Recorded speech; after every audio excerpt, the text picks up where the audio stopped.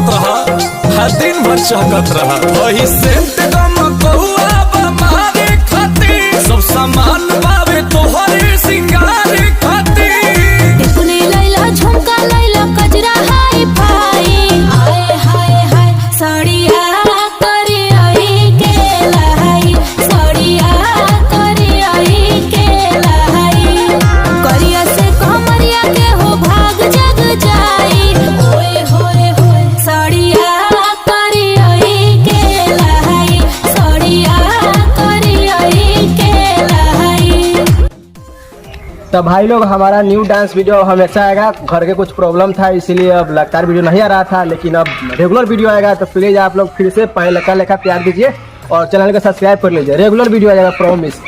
चलिए, तो आज की वीडियो कैसा लगा कमेंट करके बताइएगा। मिलते हैं फिर नेक्स्ट वीडियो में। टेक और बाय बाय।